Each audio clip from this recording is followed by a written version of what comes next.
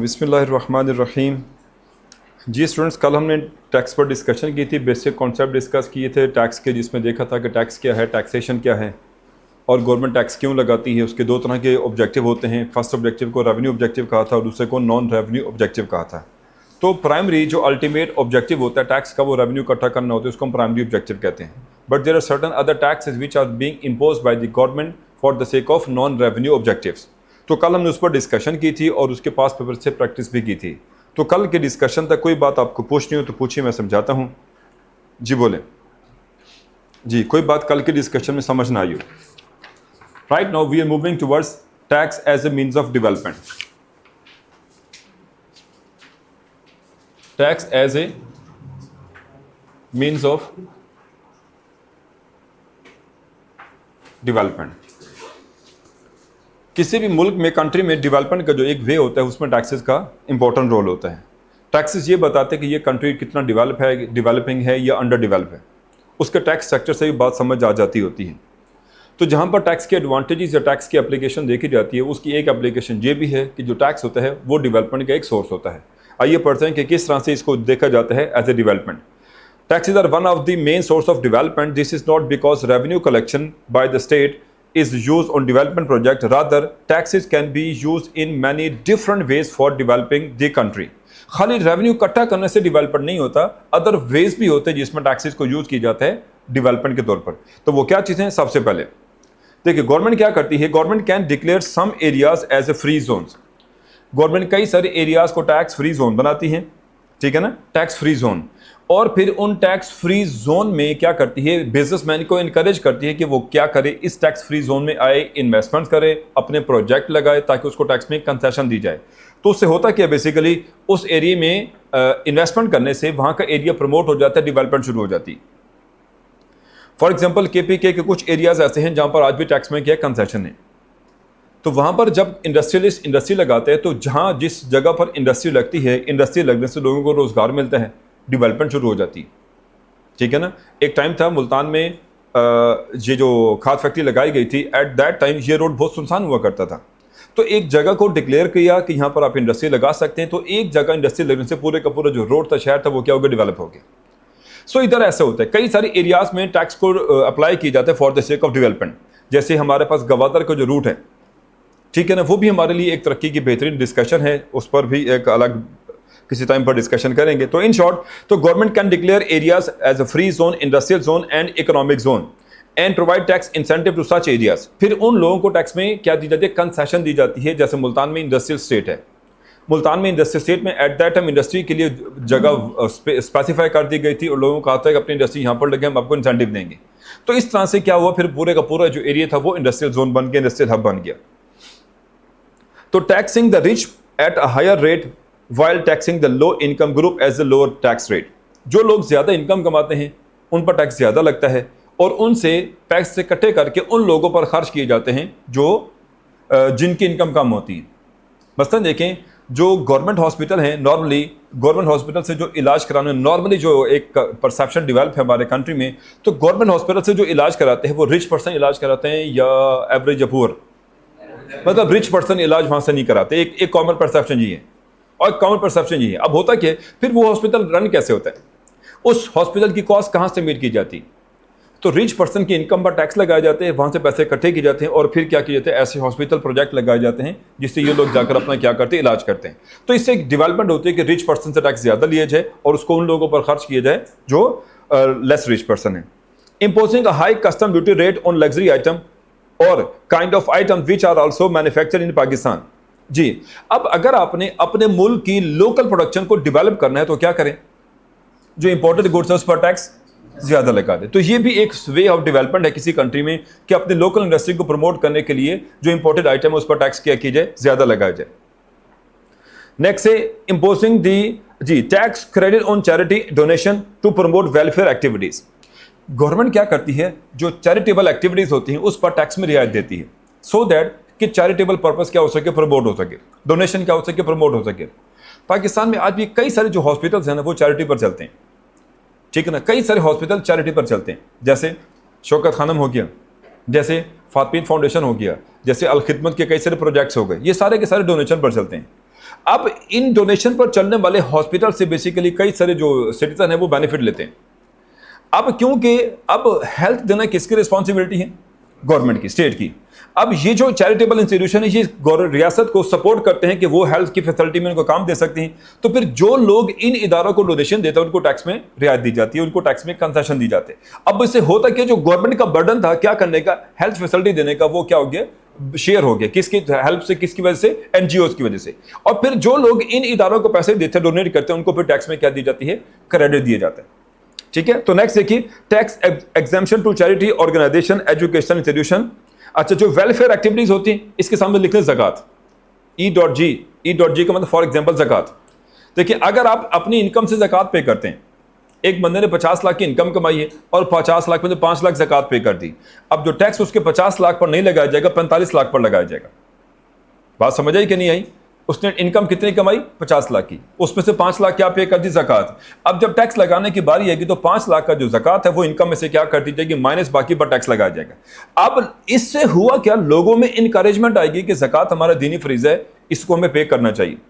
जहां पर हमारी एक रिलीजियस रिस्पॉन्सिबिलिटी पूरी होती है, वहां पर हमें क्या इंसेंटिव मिलता है? हमारी इनकम भी कम हो जाती है ज़कात की वजह से, और टैक्स भी क्या हो जाता है? कम हो जाते हैं।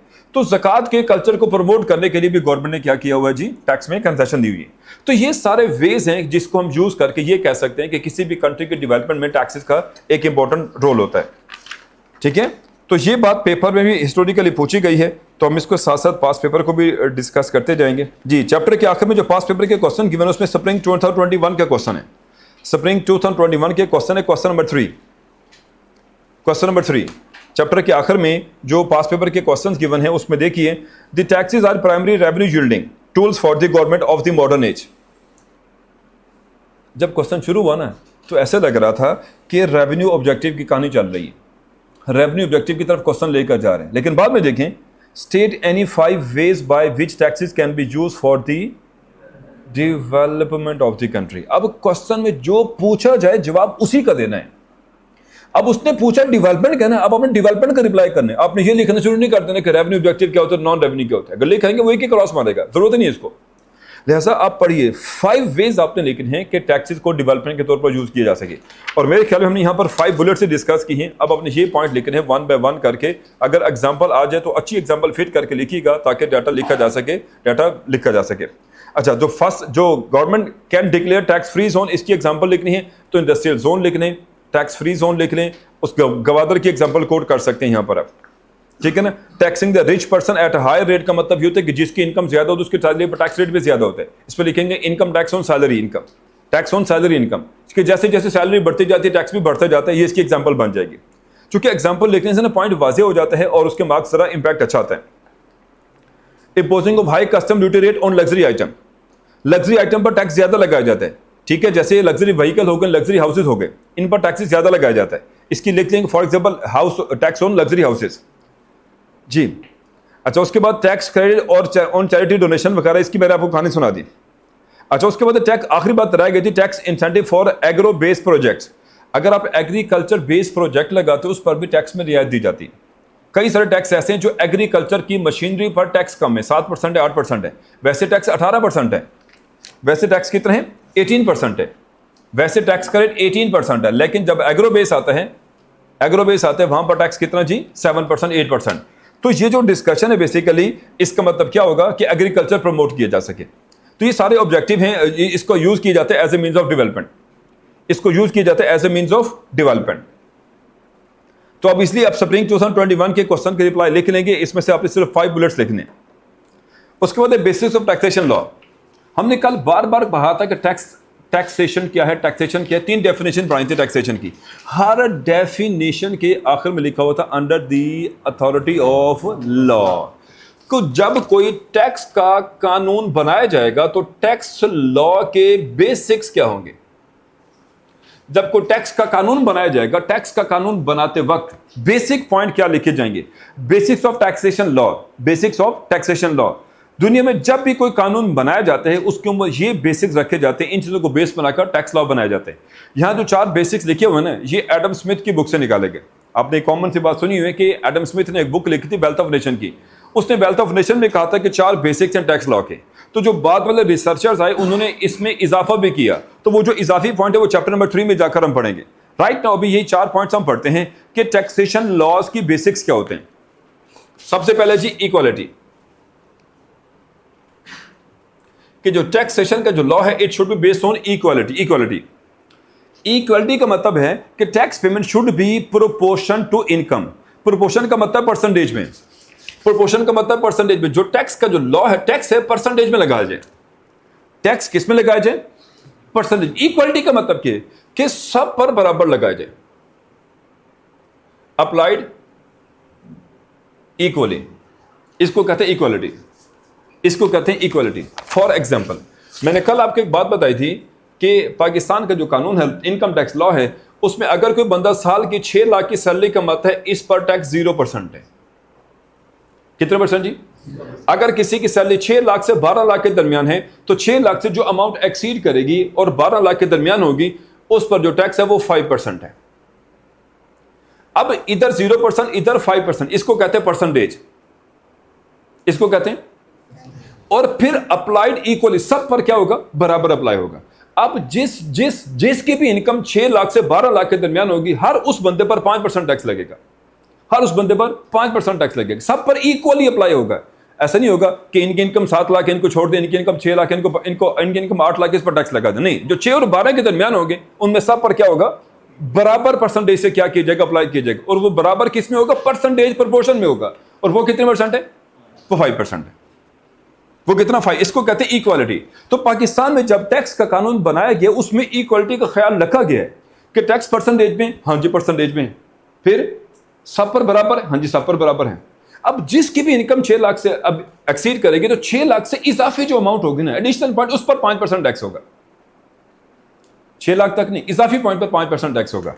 अगर किसी की इनकम साल की 12 लाख से 22 लाख के दरमियान है, 22 लाख से 12 लाख के दरमियान है, तो जो पहला 12 लाख था ना, इसमें से, इस 12 में से पहले 6 पर कितना? 0%। पहले वाले 6 पर कितना? नेक्स्ट 6 पर कितना जी? तो कितना आता है? 30,000। अब अगर किसी की इनकम 12 से एक्सीड कर जाए, तो उस 12 लाख पर ये 30,000 का टैक्स फिक्स होगा। फिर जितनी अमाउंट इजाफी होगी उस पर 15% टैक्स होगा। फर्ज किया अगर किसी की इनकम 15 लाख है, इस 15 में से पहले 6 लाख पर टैक्स कितना होगा? 0%। इक्वली सब पर अप्लाई होगा। अगले 6 लाख पर कितना जी? 5%, तो कितना बनेगा? 30,000। बाकी पैसे रहते कितने? बाकी रहता है कितने? 3 लाख। इस 3 लाख पर कितना होगा जी? 15% होगा। ये सब पर बराबर अप्लाई होगा। इसको कहते हैं इक्वालिटी। इक्वालिटी। अच्छा, अगर मैं इक्वालिटी की एक और एग्जांपल भी दूं, तो जो सेल टैक्स है वो भी सेम है। वो सेल टैक्स 18% है। कितने परसेंट? और सब पर बराबर है। अमीर पर भी 18% है, गरीब पर भी 18% है। उसको कहते हैं इक्वालिटी। नेक्स्ट है सर्टेनिटी। जब टैक्स का कानून बनाया जाएगा, उसमें एक बात का ख्याल रखा जाएगा, that is called certainty. Certainty का मतलब है जो टैक्स है ना, टैक्स सर्टन होगा, नाउन होगा, पता होगा कितना चार्ज करना है। टैक्स पता होगा कितना चार्ज करना है, कब चार्ज करना है, किस पर है और किस पर नहीं है, और किस फॉर्म में देना है। सारी बातें सर्टन होगी, नाउन होगी, सबको बताई होंगी। जब टैक्स पे करने की डेट आती है ना, साल में 30 सितंबर आने लगते हैं, अखबार में FBR बड़े इश्तिहार देता है, बड़े इश्तिहार देता है जी, अगर आपके पास ये प्रॉपर्टी है तो आप टैक्स पे करने के लिए लायबल हैं, तो अपना टैक्स पे करें। ठीक है, उसके पॉम्फलेट बनाकर डिस्ट्रीब्यूट किए जाते हैं, वेबसाइट पर डाटा अवेल किए जाते हैं, मैसेज आना शुरू हो जाते हैं, FBR के मैसेज आना शुरू हो जाते हैं। तो ये इसका मतलब क्या? सर्टन है, नाउन हिडन नहीं, नाउन है, सर्टन है, सबको पता है। सर्टेनिटी ये पढ़िए, tax liability should be clear and certain to tax payer. अब हम पढ़ के ना टैक्स के लॉ की बेसिक, जब टैक्स का कानून बनाया जाएगा ना, उसमें चीजें सर्टन रखी जाएंगी, स्पेसिफाइड होगी, ठीक है ना। और टैक्स पेयर को पता भी होगा।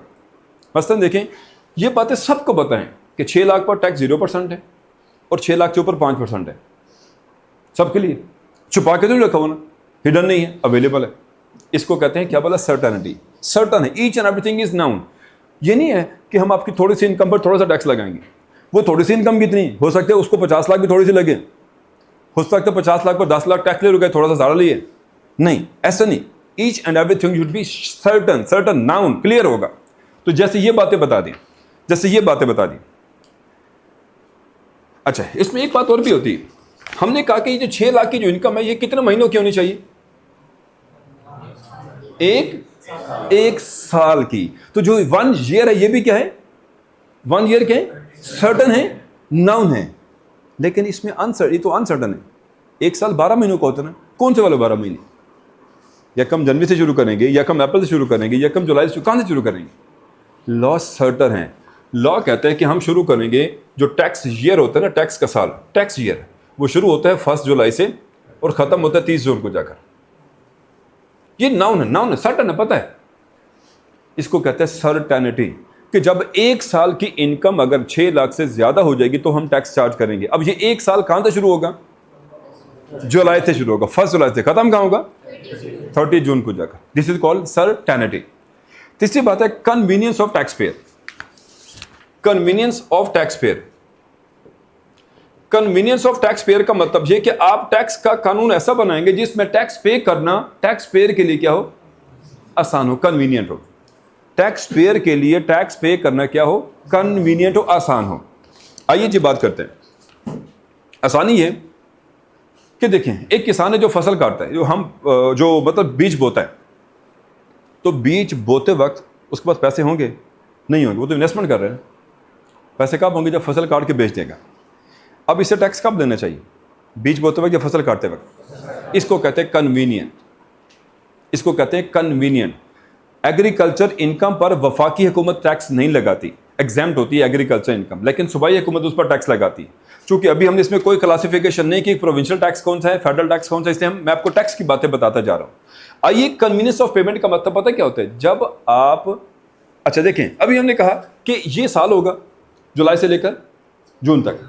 अगर एक बंदा कहीं जॉब करता है, अगर एक बंदा किसी इदारे में जॉब करता है, वहां उसकी सैलरी है 70,000 पर मंथ, 70,000 पर मंथ, तो साल की सैलरी कितनी होगी? इसको 12 से क्या करेंगे? कितना जी? 8,40,000। जब जुलाई से लेकर जून तक 12 महीने की सैलरी इसको मिल जाएगी, तो जब 30 जून आएगा इसे टैक्स लेने के लिए जाएंगे, सैलरी बची होगी, खत्म हो जाएगी। जब 30 जून को इससे टैक्स लेने जाएंगे, इसके पास पैसे बचे होंगे या खत्म हो चुके होंगे? खत्म। वो तो 20 दिन के बाद खत्म हो जाते हैं कैसर भाई? हैं 15 दिन के बाद सैलरी गुल पता नहीं होता, फिर बंदा सोच रहा होता है कि अगली पहली कब आएगी। 15 दिन इंतजार करते हैं पहली का, और पहली आके चली भी जाती है, पता भी नहीं चलता। तो अब बताइए, जब आप उससे 12 माह का टैक्स इकट्ठा लेने 30 जून को पहुंच जाएंगे, क्या उसके पास पैसे होंगे? नहीं। अब टैक्स का कानून कहता है कि टैक्स पेयर के लिए कन्वीनियंट हो। अब इसके लिए कन्वीनियंट क्या है? पूरे साल के देखिए 8,40,000 इसकी साल की तनख्वाह बनती है, तो इस 8,40,000 में से पहले 6 लाख हो गया माफ, इस पर टैक्स नहीं है। बाकी कितना बच गया? 2 लाख, और इस पर कितने % टैक्स है?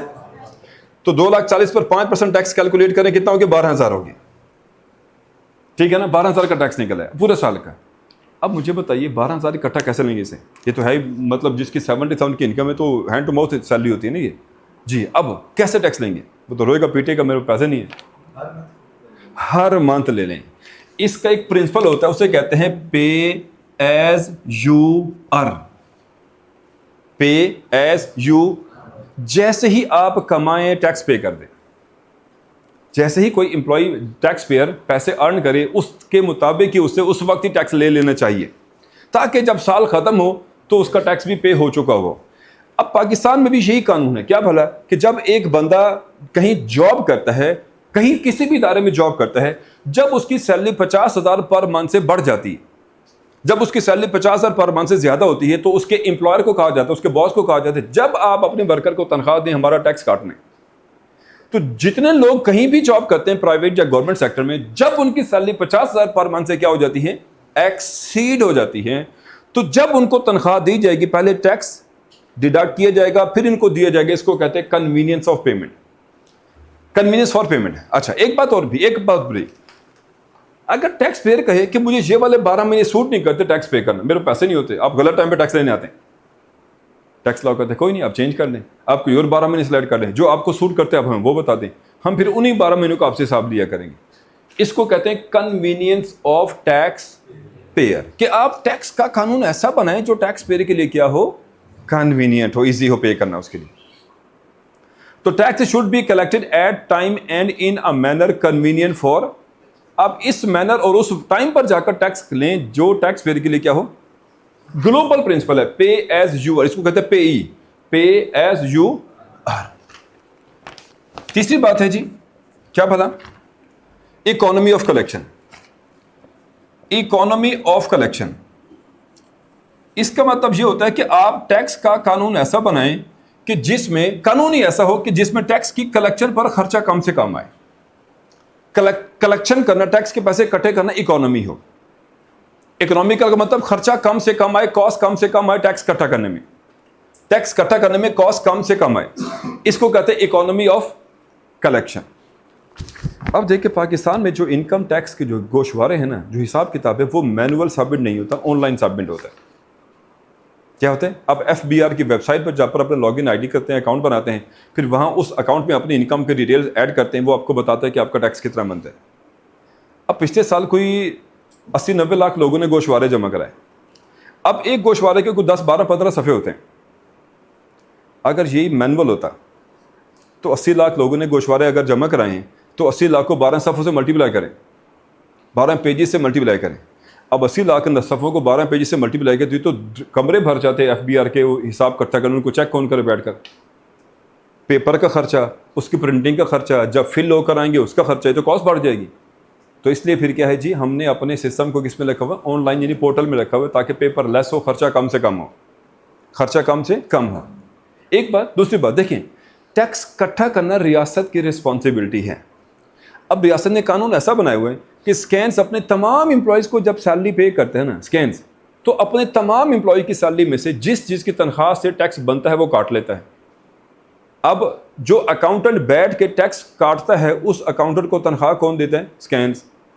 कंप्यूटर किसका यूज़ हुआ, स्कैन्स का। स्टेशनरी किसके कंज्यूमर, स्कैन्स के। लेकिन पैसे किसके इकट्ठे हुए, गवर्नमेंट के पैसे इकट्ठे हुए। तो क्या गवर्नमेंट की कॉस्ट आई, नहीं है। तो गवर्नमेंट ने हमें स्कैन्स को विद होल्डिंग एजेंट बनाया।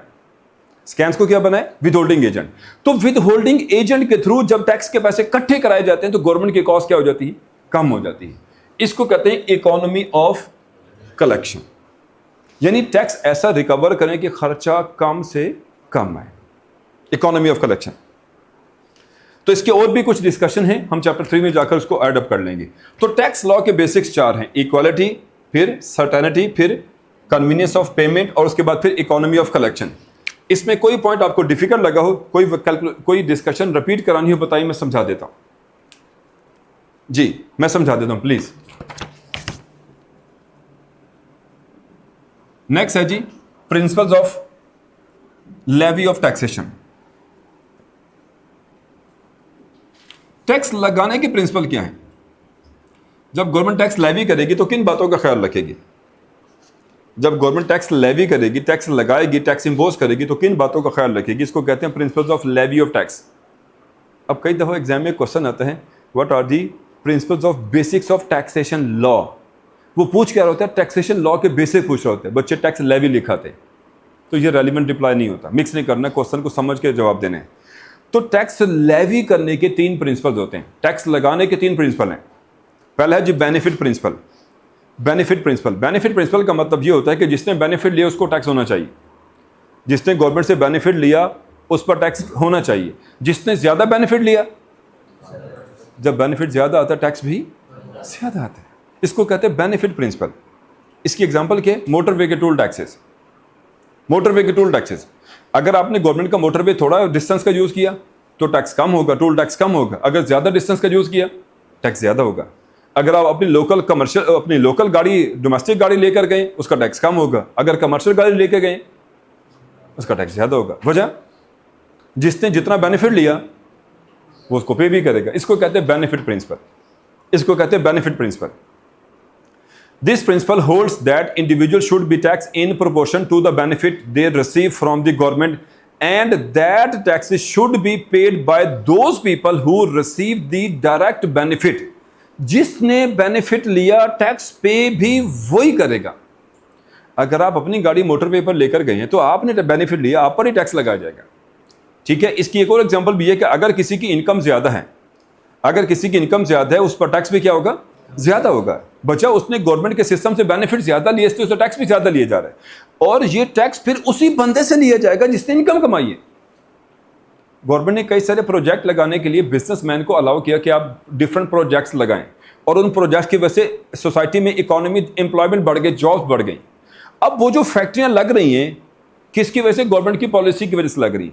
अब फैक्ट्री लगने से अगर किसी पर्सन ने ज्यादा कमाया है, उस पर टैक्स भी क्या आएगा, तो वो टैक्स लिया किससे जाएगा, कंपनी से या उसी बंदे से जिसने बेनिफिट लिया। जिसने बेनिफिट लिया टैक्स भी वही पे करेगा। इसकी एग्जांपल होती है tax on salary income. Tax on salary income, अगर किसी की सैलरी 6 लाख है, उसने कम बेनिफिट लिया, वो 0% टैक्स देगा। अगर किसी की सैलरी 6 से 12 के दरमियान है, उसका टैक्स 5% है। किसी की 12 से 22 के दरमियान है, उसका 15% है। जैसे जैसे इनकम, सैलरी इनकम बढ़ती जाएगी, टैक्स बढ़ते जाएगा। ठीक है। 41 लाख, अगर किसी की साल की सैलरी 41 लाख है, तो उस पर 7 लाख का टैक्स है, और फिर 41 से जितना अबव होगा, उस अबव का 35% है। इसको क्या कहते हैं, बेनिफिट प्रिंसिपल। वो टैक्स ज्यादा क्यों देते जा रहे हैं, क्योंकि उसने गवर्नमेंट से बेनिफिट भी ज्यादा लिए। ये गवर्नमेंट लेवी टैक्स लगाना, टैक्स इंपोज करना, उसकी बात हो रही है, कहीं मिक्स ना कर दीजिएगा। फिर है ability to pay principal. Ability to पे का मतलब ये होता है कि अगर एक टैक्स पेयर जिसकी टैक्स पे करने की एबिलिटी ज्यादा है, उस पर टैक्स भी क्या होना चाहिए, ज्यादा होना चाहिए। पहले क्या था, benefit principle. Ability to pay principal, इसका मतलब है कि अगर एक पर्सन की टैक्स पे करने की एबिलिटी ज्यादा है, उस पर टैक्स भी क्या होना चाहिए। फॉर एग्जाम्पल, कल से हम डिस्कशन कर रहे हैं, इतनी सारी डिस्कशन हो चुकी, तो एग्जाम्पल बताइए। अगर एक बंदा लग्जरी गाड़ी परचेज करके लेके आता है, लग्जरी व्हीकल, ठीक है, कोई प्रोटोन लेकर आता है, कोई V8 लेकर आता है, कोई वीगो इंपोर्ट करता है, डाला शाला 4X, तो इसका मतलब क्या वो गाड़ी सस्ती नहीं, कॉस्टली। तो क्या जो बंदा वो गाड़ी इंपोर्ट कर रहा है, उसकी टैक्स पे करने की एबिलिटी है या नहीं है? तो उस पर टैक्स वही लगेगा जो मेहरान वाले पर लगाए हो? नहीं, उस पर टैक्स क्या करेंगे, वजह उसकी पे करने की एबिलिटी ज्यादा है। इसको कहते हैं ability to, for example tax on luxury items. This principle holds that tax should be related with persons income और the ability to pay, that is those with greater income, जिसकी इनकम ज्यादा होगी, जिसकी वेल्थ ज्यादा होगी, उस पर tax भी क्या होगा, ज्यादा होगा। उस पर टैक्स भी क्या होगा, ज्यादा होगा। उसके बाद है equal distribution principle. Equal distribution principle, हम ये बेसिक कॉन्सेप्ट याद रखिएगा। टैक्स लगाने की बातें हो रही है, टैक्स लेवी करने की बातें हो रही है। Equal distribution principle, equal distribution का मतलब सब पर टैक्स इक्वल लगेगा। एबिलिटी टू पे में क्या था कि जिसकी एबिलिटी ज्यादा उस पर टैक्स है। इक्वल डिस्ट्रीब्यूशन कहते नहीं, सब पर इक्वल टैक्स होगा, सब पर टैक्स क्या होगा, इक्वल। लेकिन जो बंदा फिर उस इक्वालिटी में ज्यादा बार आएगा, टैक्स ज्यादा देगा। मसलन सेल टैक्स सब पर इक्वल है, अमीर पर भी 18% है, गरीब पर भी 18% है। अब जो जितनी दफा पैसे कंज्यूम करेगा वो उतनी दफा टैक्स, लेकिन टैक्स की परसेंटेज क्या रहेगी, वही रहेगी, 18% रहेगी। डिविडेंड, अगर आप किसी कंपनी के शेयर होल्डर हैं, आप डिविडेंड कमाते हैं, तो dividend per tax rate for example 15% है। अब सब पर 15% है, चाहे जिसको 1 लाख डिविडेंड मिला उसका भी 15%, जिसको 50 लाख डिविडेंड मिला उस पर भी क्या। इसको कहते हैं इक्वल डिस्ट्रीब्यूशन प्रिंसिपल। आइए पढ़ें। Income, wealth and transaction may be tax at a fix percentage, that is people who earns more and spend more that pay more tax. अगर एक बंदा खर्चा ज्यादा करेगा ना, खर्चा ज्यादा करेगा तो वो टैक्स ज्यादा पे करेगा, लेकिन ज्यादा इनकम अर्न करने से टैक्स की परसेंटेज क्या रहेगी, इक्वल रहेगी। ठीक है ना। अगर एक बंदे को 10 रुपए का डिविडेंड मिला, वो 10 का 15% देगा। एक बंदे को 10 लाख का मिला तो 10 लाख, जिसकी इनकम ज्यादा है लेकिन टैक्स की परसेंटेज वही है। इधर क्या था, इधर क्या था, सैलरी में क्या था, जैसे जैसे इनकम बेनिफिट बढ़ता जा रहा था टैक्स भी, लेकिन यहां टैक्स की परसेंटेज वही है, टैक्स की परसेंटेज वही है, टैक्स की परसेंटेज को नहीं बढ़ाया। ठीक है जी। इस चैप्टर का नेक्स्ट पार्ट है जी kinds of taxes. Kinds of taxes या tax structure of Pakistan, kinds या स्ट्रक्चर ऑफ टैक्सेस। जी, स्ट्रक्चर ऑफ टैक्सेस जी। जो टैक्स होते हैं, टैक्स अपनी काइंड में, ये स्ट्रक्चर में 3 तरह के होते हैं। जो टैक्स होता है टैक्स की बात हो रही है, यहां टैक्स लगाने की बात हो रही थी, यहां टैक्स के कानून की बेसिक डिस्कशन हो रही थी। यहां हम पढ़े कि टैक्स जो होते हैं, टैक्सेशन की जो स्ट्रक्चर है, स्ट्रक्चर क्या है, टैक्स का स्ट्रक्चर क्या है। आइए पढ़ें, जो टैक्स होते हैं उसकी यहां पर 3 तरह की डिस्कशन बताई गई जी। सबसे पहले जी फ्लैट टैक्स, फ्लैट टैक्स। दूसरा है जी progressive tax,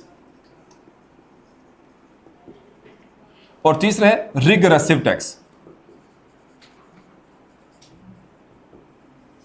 regressive tax, progressive tax, regressive tax और फ्लैट टैक्स। प्रोग्रेसिव टैक्स का मतलब ये होता है, स्ट्रक्चर टैक्स की बात हो रही है, टैक्स स्ट्रक्चर की बात हो रही है कि जो टैक्स का निजाम है दुनिया भर में वो इन 3 चीजों पर बेस कर रहा है। एक है प्रोग्रेसिव।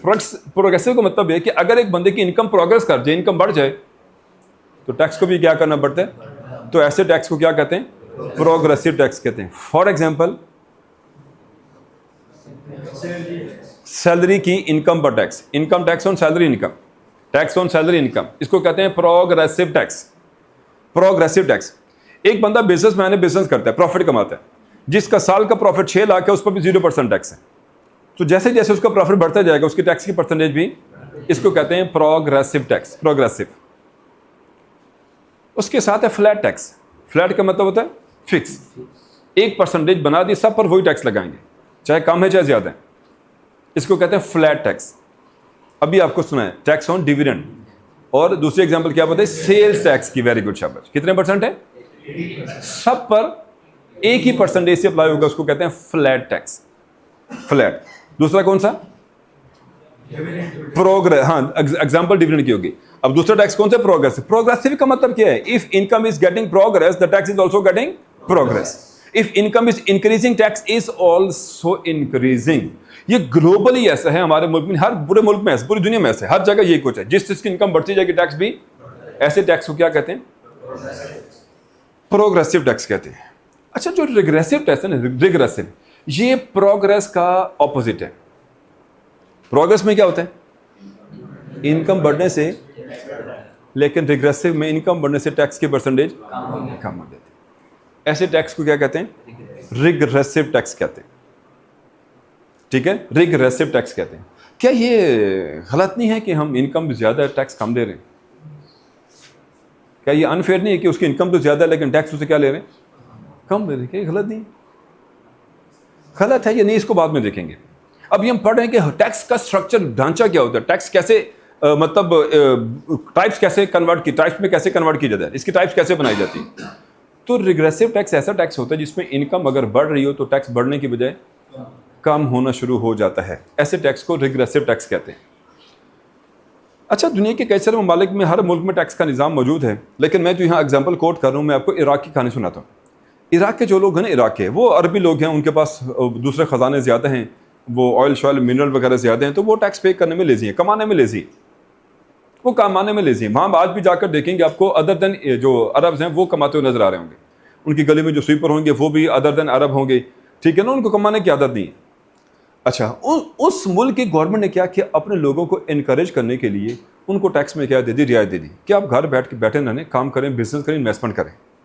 अब उनको कहा गया कि अगर आपकी इनकम यानी प्रॉफिट ज़्यादा होगा, हम आप पर टैक्स क्या करेंगे, कम लगाएंगे, सो दैट कि वो क्या हो, मोटिवेट हो और क्या करना शुरू करें, स्ट्रगल करना शुरू करें, स्ट्रगल करना शुरू करें। तो इस टाइप के इनकम को, इस टाइप को यहाँ पर कोड किया जा सकता है, जिसको कहते हैं रिग्रेसिव टैक्स, इसको कहते हैं रिग्रेसिव टैक्स। और यहां पर सिर्फ टैक्स की बात हो रही है, ना किसी इनकम टैक्स की, ना कि ये तो एग्जांपल के तौर पर मैं आपको बता रहा हूं इनकम टैक्स, वरना आपको अभी फिलहाल हम बेसिक टैक्स की बात पढ़ रहे हैं, बेसिक टैक्स की। मैं रिग्रेसिव टैक्स की एक एग्जांपल और भी यहां कोट करना चाहूंगा। देखिए, रिग्रेसिव टैक्स में जैसे जैसे वैल्यू या इनकम अगर बढ़ जाती है तो जो टैक्स का जो रेट है वो क्या हो जाता है, कम हो जाता है। टैक्स रेट क्या हो जाता है, मैंने आपको एक एग्जांपल वो इराक वाली सुना दी। अब आइए पाकिस्तान में भी इसकी एग्जांपल है।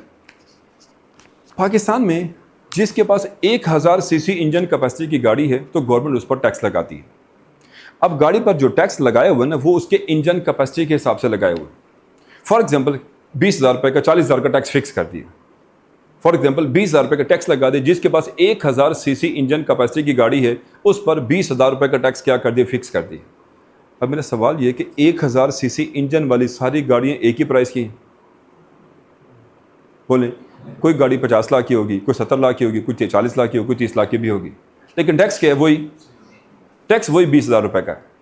अब अगर किसी की गाड़ी 30 लाख की है तो हम क्या करेंगे? 20,000 को 30 लाख की गाड़ी पर डिवाइड कर देंगे। हम लिखेंगे टैक्स कितना जी? 20,000।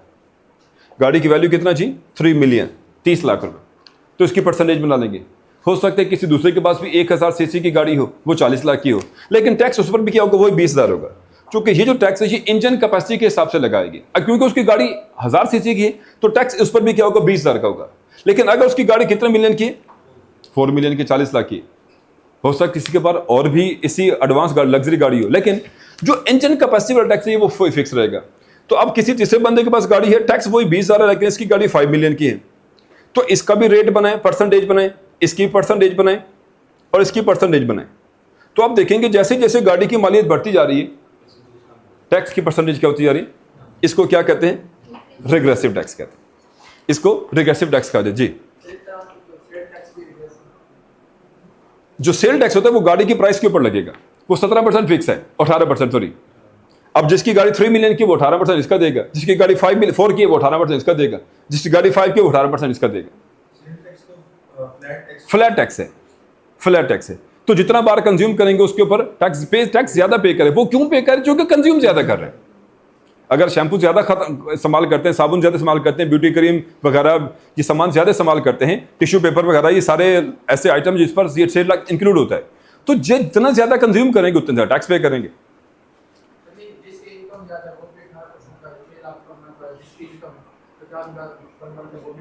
हाँ, तो कुछ टैक्सेस ऐसे हैं जिसको फ्लैट रख के लगाया गया, जैसे सेल टैक्स है। कुछ टैक्सेस ऐसे हैं जिनको प्रोग्रेस करके लगाए गए, जैसे इनकम टैक्स है। कुछ टैक्सेस ऐसे हैं जिनको रिग्रेसिव समझ के लगाए गए। तो ऐसा नहीं हो सकता कि एक ही बंदे पर एक ही तरह का टैक्स लगे, बाकी ना लगे, नहीं।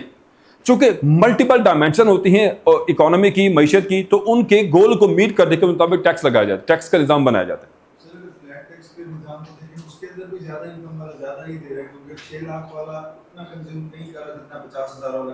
हाँ, अच्छा, उसमें वो जो टैक्स ज्यादा दे रहे हैं ना, वो अपनी कंजम्पशन की वजह से ज्यादा दे रहे हैं, लेकिन गवर्नमेंट ने उसकी परसेंटेज फ्लैट रखी। उसमें हम ये नहीं कह सकते क्योंकि ना ये मतलब उसकी परसेंटेज बढ़ा दी, परसेंटेज वही रखी, उसकी कंजम्पशन की वजह से उसको टैक्स ज्यादा पे करना पड़ा, उसकी कंजम्पशन की वजह से जी। तो नेक्स्ट पढ़िए, टैक्स लॉ की खसूसियात क्या होती है, कैरेक्टरिस्टिक्स क्या। जो भी टैक्स का कानून बनेगा, टैक्स के लॉ की खसूसियत क्या होती है, टैक्स लॉ की फीचर्स क्या क्या हो सकती हैं, टैक्स लॉ की कैरेक्टरिस्टिक्स क्या क्या हो सकती हैं जी। सबसे पहले है जी, फॉलोइंग आर दी कैरेक्टरिस्टिक्स। इस चैप्टर से अगर एग्जामिनर ने कोई एक हेडिंग भी आज तक पेपर में नहीं पूछी ना, वो यही है। बाकी सारी हेडिंग कहीं ना कहीं एग्जामिनर चलते फिरते पूछा है, सब कुछ पूछा हुआ, सिर्फ अगर कोई बात नहीं पूछी, ये वाली हेडिंग है जो नहीं पूछी जी। तो टैक्स लॉ की कैरेक्टरिस्टिक्स क्या होती है? सबसे पहले, tax is an enforced contribution. Tax compulsory है, ऑप्शनल नहीं है। अगर टैक्स ऑप्शनल होता, आप में से how many you people are willing to pay tax? कोई भी नहीं। इसलिए टैक्स क्या है? एनफोर्स कॉन्ट्रीब्यूशन है, enforce. So tax payment is not voluntarily in nature and the imposition is not dependent upon the will of the person taxed.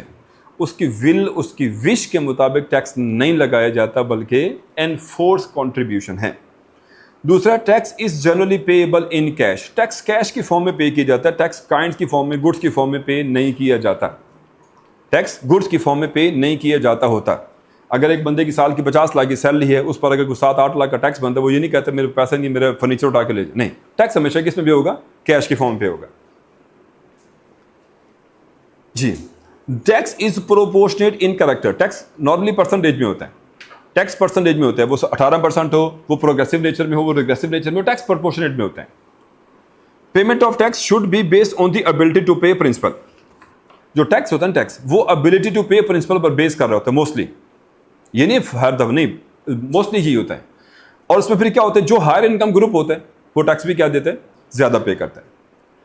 तो tax is levied on income. Tax income पर लगाया जाता है, जैसे salary है। Tax transaction पर लगाया जाता है और टैक्स प्रॉपर्टी पर लगाया जाता है।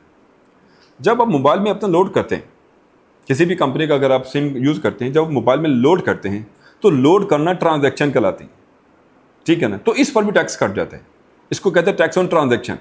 अगर आप अपने अकाउंट से पैसे विदड्रॉ करते हैं और नॉन फाइलर हैं तो पैसे अपने ही अकाउंट से पैसे विदड्रॉ करना ट्रांजैक्शन कहलाते हैं, तो उस पर भी क्या हो जाता है, टैक्स हो जाता है।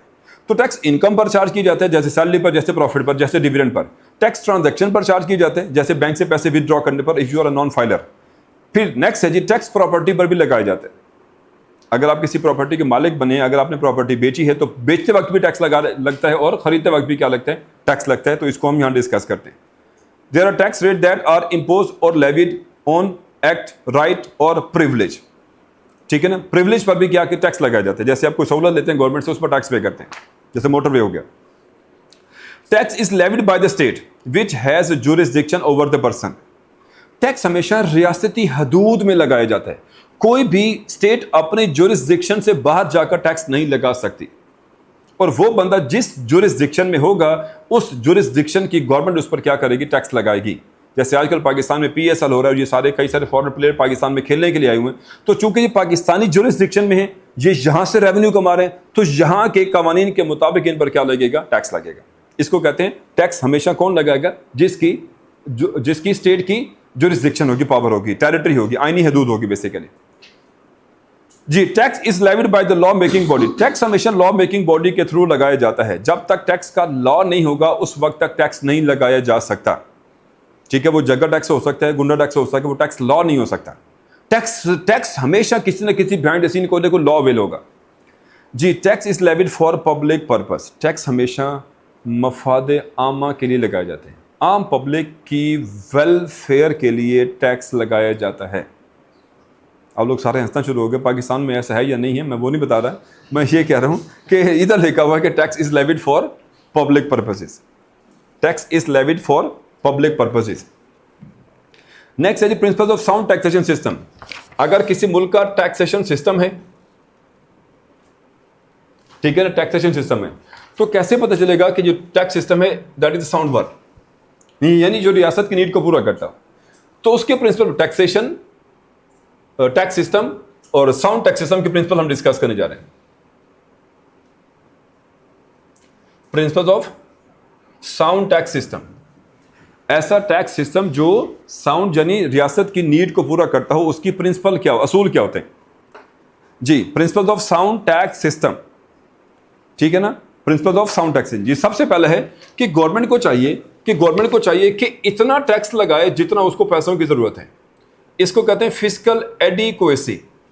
इतना टैक्स लगाए, फिस्कल माल को कहते हैं, जितना माल जरूरत हो उतना टैक्स लगाए, इसको कहते हैं फिस्कल एडिक्वेसी। गवर्नमेंट को जब टैक्स कानून बनाना चाहिए तो ऐसा टैक्स का लॉ बनाए जितना उसको पैसों की जरूरत है, अकॉर्डिंगली क्या करें, लॉ बनाए।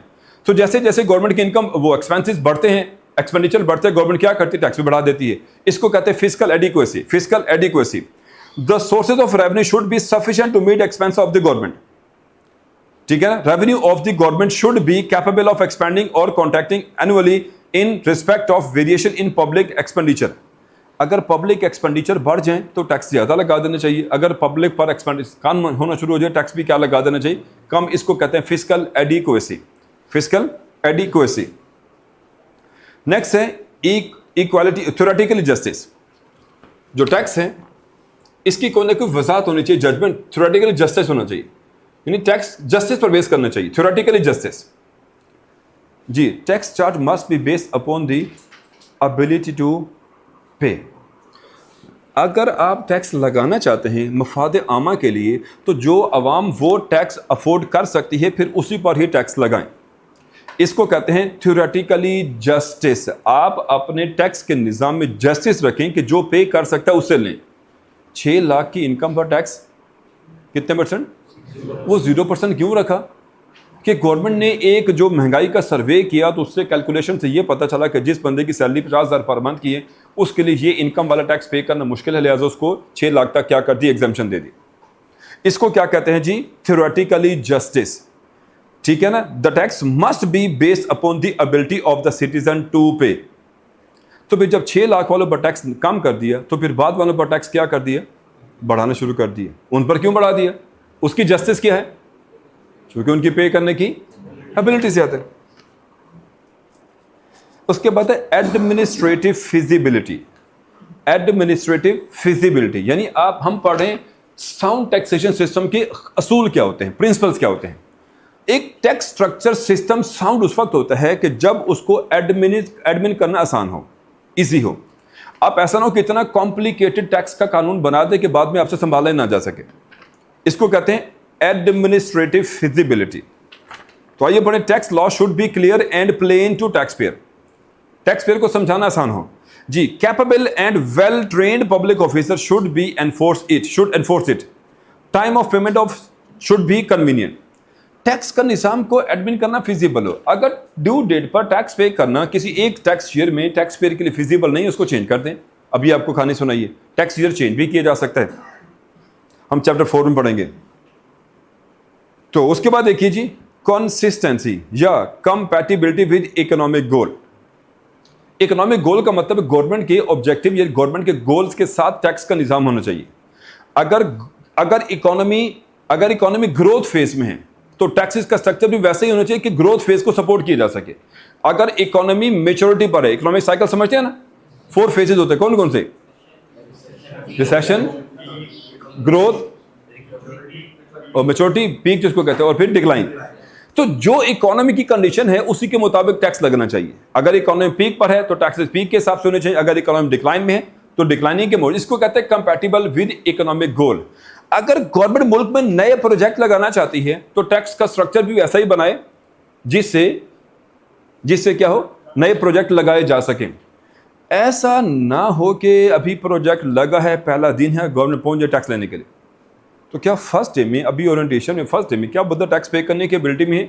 नहीं। इसको कहते हैं compatible with economic goal. Tax हम पढ़ क्या रहे हैं, हेडिंग कौन सी थी? साउंड टैक्स के असूल क्या है। ठीक है, साउंडनेस कब आएगी? जब एक बंदा डेवलप हो जाए, फिर जाकर आप उससे टैक्स लें, फिर जाकर उससे क्या करें, टैक्स रिसीव करें। जी, यही सवाल पेपर में 2-3 दफा पूछा गया, ऑटम 2023 में भी और स्प्रिंग 2022 में भी। आइए सर इसको पास पेपर से देखें।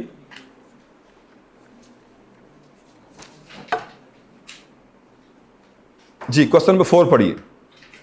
क्वेश्चन नंबर 4 में है, briefly discuss the broad principles for levy of tax. अब आपने टैक्स लेवी के प्रिंसिपल बताने, ये टैक्स लेवी के प्रिंसिपल है, ये टैक्स लेवी। ठीक है, ये 2019 के अटेम्प्ट का क्वेश्चन आपसे पूछा गया पेपर में। Tax levy, benefit principle, ability to pay principle और फिर इक्वल डिस्ट्रीब्यूशन प्रिंसिपल। अब आपने लेवी के प्रिंसिपल लिखने हैं, ठीक है ना, ये नो कि आप कोई और प्रिंसिपल लिख के आ जाए। जी, ब्रीफली एक्सप्लेन 3 इनडायरेक्ट टैक्सेस। ये अभी पढ़ाता हूं। क्वेश्चन नंबर 5 देखिए, क्वेश्चन नंबर 5, इसका बी पार्ट हो गया था जी। क्वेश्चन नंबर 6 देखिए, ये क्वेश्चन नंबर 1 का बी पार्ट देखिए।